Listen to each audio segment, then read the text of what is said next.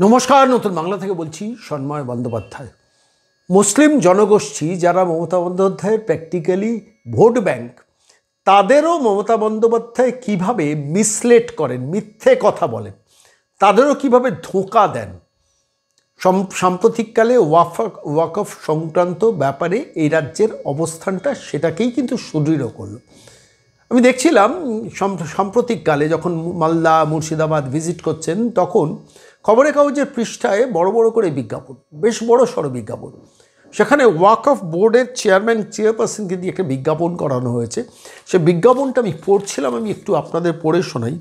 যেসব মোতাওয়াল্লি উমিদ পোর্টালে নথিভুক্ত ওয়াকফ সম্পত্তির বিবরণ আপলোড করতে পারেননি, তাদের ওয়াকফ বোর্ড পশ্চিমবঙ্গ ওয়াকফ সংশোধনী আইন 2025-এর ধারা 3B এর অধীন রাজ্য ওয়াকফ ট্রাইব্যুনালের সামনে বর্ধিতকরণ প্রার্থনা দায়ের করতে সকল সহায়তা প্রদান করবেন।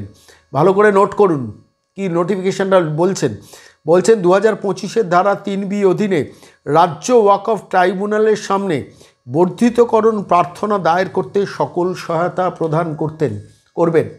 অর্থাৎ উমিদ পোর্টালে যারা নথিভুক্ত করতে পারেননি, উমিদ পোর্টালটা আপনারা জানেন যে কেন্দ্রীয় সরকারের অধীন ওয়াকফ আইন যেটা বলবৎ হয়েছে, আজ থেকে 6 মাস আগে সেই ওয়াকফ এই সম্পত্তি রেজিস্ট্রেশনের জন্য উমিদ পোর্টালটা কেন্দ্রীয় সরকারের তরফ থেকে করা হয়েছিল।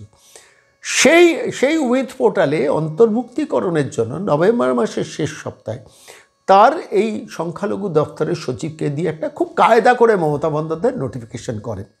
ওদিকে মুখে দীর্ঘদিন ধরে বলেছেন যে ওয়াকফ আইন মানি না, ওয়াকফ আইন এই রাজ্যে লাগু হতে দেবো না। তাহলে উমিদ পোর্টাল উল্লেখ করলেন কেন? কিসের দরকার ছিল? উমিদ পোর্টাল উল্লেখ না করলে পারতেন। যেসব মোতোয়াল্লি উমিদ পোর্টালে নথিভুক্ত ওয়াকফ সম্পত্তির বিবরণ আপলোড করতে পারেননি, অর্থাৎ উমিদ পোর্টালে যে আপনি আপলোড করতে পারেননি, তাদের সহায়তা প্রকল্প করার পরিকল্পনা বলে তারপর বলছেন পশ্চিমবঙ্গ ওয়াকফ 2025-এর ধারা 3B অনুযায়ী রাজ্য ওয়াকফ ট্রাইব্যুনালের সামনে বর্ধিতকরণ প্রার্থনা দায়ের করতে সকল সহায়তা প্রদান করবে। নিম্নলিখিত স্থানে সহায়তায় হেল্প ডেস্ক স্থাপন করা হয়েছে। অর্থাৎ এখানেও মুসলিম জনগোষ্ঠীকে আলটিমেটলি দিনের শেষে ক্ষতিগ্রস্ত করা। দেখুন, এরা এদেশে হিন্দু মুসলমান সবাই যারা এদেশের নাগরিক, তাদের সমান অধিকার এবং তাদের সমান ট্রিটমেন্টটা পাও না। কিন্তু এ রাজ্যের শাসক সরকার বরাবর, মানে আমি বলছি মমতা বন্দ্যোপাধ্যায় গত 14.5 বছর বা 15 বছরে মুসলিম জনগোষ্ঠীকে ভোটার ভেবেছেন, নাগরিক ভাবেননি। ভোটার ভেবেছেন, মানুষ পাবেননি।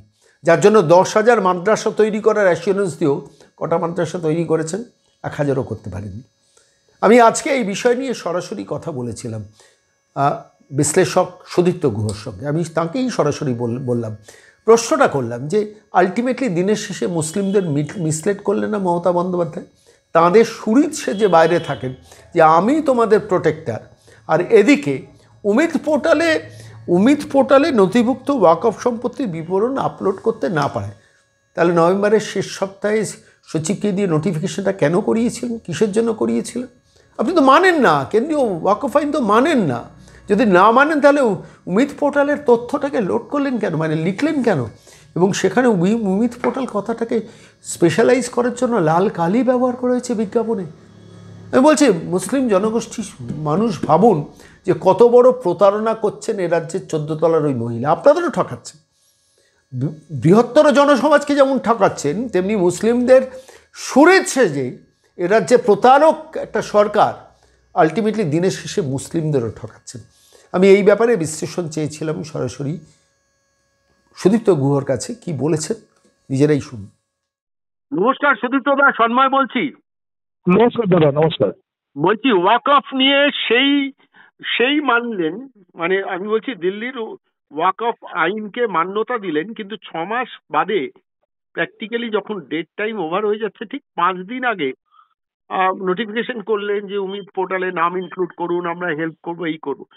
আলটিমেটলি কার ক্ষতি করলেন মমতা বন্দ্যোপাধ্যায়? মানে আমার তো নিজের মনে হচ্ছে মুসলমানদের ক্ষতি করলেন কি? অ্যাবসলিউটলি মুসলমানদের ক্ষতি করলেন, এবং ক্ষতিটা কিভাবে সেটা একটু আপনি বুঝুন। মমতা ব্যানার্জি এর আগে আয়ুষ্মান ভারত করতে পারেননি, সারা পশ্চিমবঙ্গের মানুষের ক্ষতি করেছেন, যারা নাকি আজকের দিনে পশ্চিমবঙ্গের বাইরে গিয়ে ডাক্তার দেখাতে পারছেন না, ইত্যাদি ইত্যাদি ইত্যাদি। এছাড়া বিভিন্ন রকম সেন্ট্রাল প্রজেক্ট বন্দর থেকে শুরু করে এটসেট্রা করেননি এতদিন, কিন্তু সাধারণ যারা মানুষ তারা প্রতিবাদ করেননি। কিন্তু মুসলিম সমাজ ইংরেজের সমাজ, তারা পলিটিক্যালি অনেক কনসিয়াস আমাদের থেকে। এখানে কিন্তু মুসলিমদের প্রথমে বোকা বানানো হয়েছে যে তোমাদের ওয়াকফ মানতে হবে না, দিল্লির আইন, যেমন অনেক যেটা বলেন যে দিল্লির কোনো আইন মানতে হবে না বলে ওদের প্রথমে বলেছেন মানতে হবে। এরপর ওনার যে কনসালটেন্ট, ওনার যে চামচারা আছে, চামচা বলে চামচা আইএএস এর একটা যে কমিটি আছে রিটায়ার্ড আইএএস এর, তারাও প্রথমে বলেছে যে হ্যাঁ হ্যাঁ হ্যাঁ ম্যাডাম ম্যাডাম ম্যাডাম আপনি যা বলবেন তাই ঠিক, চাকু মাকু চিহানা পঞ্জাম হাসতাম, আপনি যা বলবেন সেটাই বেদ, সেটাই ত্রিপিটক।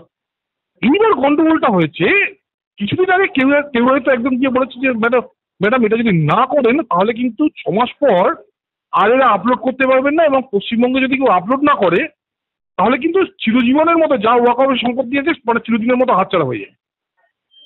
এইখানে পড়ে গেছে বিপদে। এবং তখন ওনার যে ওই ওয়াকফের সেক্রেটারি, যে মানে ওই মাইনরিটি যে সেক্রেটারি, সে একটা লোককে বোকা বানানোর মতো একটা মানে ডিএনদের কাছে একটা লেটার পাঠায় যে যেদিন থেকে ওই পোর্টালটা শুরু হয় তার 6 মাসের মধ্যে, আরে তার 6 মাসের মধ্যে হবে, তোমার আর 10 দিন বাকি আছে মাত্র। ও খুব ক্লেভারলি একটা চিঠি দেয় যে আর 6 মাসের মধ্যে, আর 6 মাসের মধ্যে তো 5 মাস 20 দিন অলরেডি হয়ে গেছে, বাকি আছে আর মাত্র 10 দিন। আজকের দিনে মুসলমানরা তাদের যে ওয়াকফ সম্পত্তি আছে, তাদের যে 44টা 45 আমি জানি না কতগুলো যে মানে আপলোড করতে হবে, সেই পেপার তাদের কাছে নেই।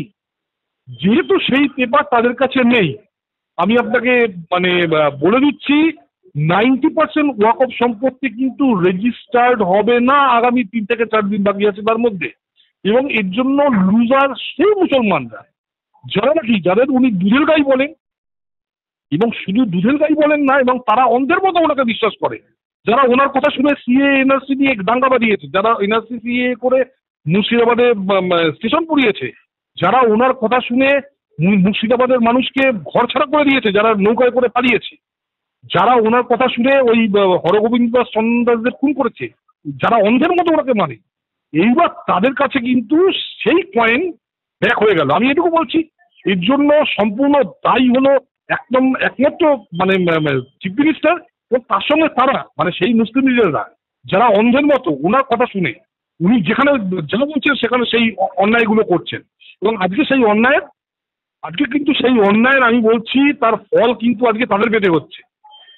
আপনি যদি একটা ফলস ওষুধের কারখানা করেন এবং একটা সময় ডাক্তার যদি আপনাকে ওই ফলস ওষুধ দেয়, ওই ফলস ওষুধকে আপনার মৃত্যু হবে। সেই অবস্থা আজকে মুসলিম সমাজের হচ্ছে। এবং এই যে অন্ধের মতো মমতা ব্যানার্জিকে ফলো করা, তার জন্য তারা মানে নিজেরাও দায়ী, মমতা ব্যানার্জির দায়িত্ব বটেই। তিনিও তার পাওয়ার নিয়ে আনন্দে আছেন, মুসলিম সমাজ তার জন্য আজকে ফল ভুগছে। না, প্রশ্নটা আমার অন্য জায়গায়। প্রশ্নটা হলো যে তার তার সচিবকে দিয়ে তিনি নোটিফিকেশনটা করলেন, এখন দেখছি প্রতিদিন খবরের কাগজে বিজ্ঞাপন, রেজিস্টার করান, আমরা আপনাদের হেল্প করব। তো এই হেল্পটা 6 মাস ধরে করলে তো এতদিন ধরে ওয়াকফ রেজিস্টার্ড হয়ে যেত। এবার প্রশ্নটা হচ্ছে যে মুসলিম জনগোষ্ঠীকে, তার ভোট ব্যাংকে মমতা বন্দ্যোপাধ্যায় দিনের পর দিন ব্যবহার করেছেন, সেই মুসলিম জনগোষ্ঠীকে খেপালেন না আলটিমেটলি? সেই দিকেই গেল না ব্যাপারটা? মানে পুরো এপিসোডটা তো আলটিমেটলি সেই মুসলিম জনগোষ্ঠীকে বুঝতে হবে যে মমতা বন্দ্যোপাধ্যায় ওয়াকফ আইন মানি না, ওয়াকফ আইন মানি না, ওয়াকফ আইন মানি না বলে এত হুমকি ধমকি চমকানি দিলেন, আর দিয়ে সেই তো ওয়াকফ এর আইন মেনে নিলেন আপনি। এবং মেনে নিলেন শুধু নয়, শেষ মুহূর্তে মানলেন যাতে মুসলিম জনগোষ্ঠী সব থেকে বেশি বিপদে পড়বে। এটা মুসলিম যারা যারা ধর্মীয় সম্প্রদায়ের যারা নেতৃত্ব দিচ্ছেন, বা মুসলিম সম্প্রদায়ের যারা নেতৃত্ব দিচ্ছেন বিভিন্ন সেগমেন্টে, তারা কি বুঝছেন? ইমামরা কি বুঝছেন? বা যারা মমতা বন্দ্যোপাধ্যায় ওই ঈদের নমাজের অনুষ্ঠানে গিয়ে মমতা বন্দ্যোপাধ্যায় যখন তাদের সামনে তাদের খুশি করার জন্য বলেছেন হিন্দু ধর্ম গন্ধা ধর্ম, তারা কি বুঝবেন? এইটাই আমি আবার বলছি, মমতা ব্যানার্জি যতটা দায়ী ততটা সেই লোকগুলো দায়ী যারা মমতা ব্যানার্জির কথা শুনে, মানে তাদের যে মুসলিম লিডাররা যারা মমতা ব্যানার্জির কথা শুনে মুসলিম সমাজকে এই গত 4 থেকে 5 বছর খেপিয়েছে, লাস্ট 15 বছর যারা খেপিয়েছে, যারা এই ভোটটাকে এক জায়গায় করেছে, যাদের কথা শুনে একটা গুজরাটিকে ভোট দিয়ে অধীর চৌধুরীকে রিজেক্ট করেছে, যাদের কথা শুনে আজকের দিনে মানে মুর্শিদাবাদের তারা 70 বছর একসঙ্গে আছে সেই লোকেদের তারা ঘর ছাড়া করেছে, যাদের কথা শুনে, যে লিডারদের কথা শুনে তারা হরগোবিন্দ দাস, চন্দন দাসকে খুন করেছে, সেই মুসলিম লিডাররা, সেই মুসলিম সমাজের লিডাররা, তারা আজকে মুসলিম সমাজকে বিপদে ফেললেন মমতা ব্যানার্জির কথা শুনতে গিয়ে। আমি আবার বলছি, মমতা ব্যানার্জির কথা অন্ধের মতো ফলো করতে গিয়ে সেই মুসলিম লিডাররা, তাদের মধ্যে অনেকে এখন হাত ঝেড়ে ফেলবেন, কিন্তু সেই মুসলিম লিডাররা আজকে মুসলিম সমাজকে বিপদে ফেললেন। আজকে 90%, আপনি মোটামুটি 80 থেকে 90% ওয়াকফ সম্পত্তি মুসলিমদের হাতছাড়া হয়ে যাবে আর 4 থেকে 5 দিনের জন্য। এর জন্য মমতা ব্যানার্জি দায়ী, এবং যেসব মুসলিম লিডাররা মমতা ব্যানার্জির কথা শুনে মমতা ব্যানার্জির ভোট ব্যাংক তৈরি করতেন, তারাও দায়ী। তারাও ইকুয়ালি মিসলিড করছেন এই সমাজকে, এবং ক্ষতি সম্পূর্ণ মুসলিম সমাজে। অনেক ধন্যবাদ দাদা, অনেক ধন্যবাদ।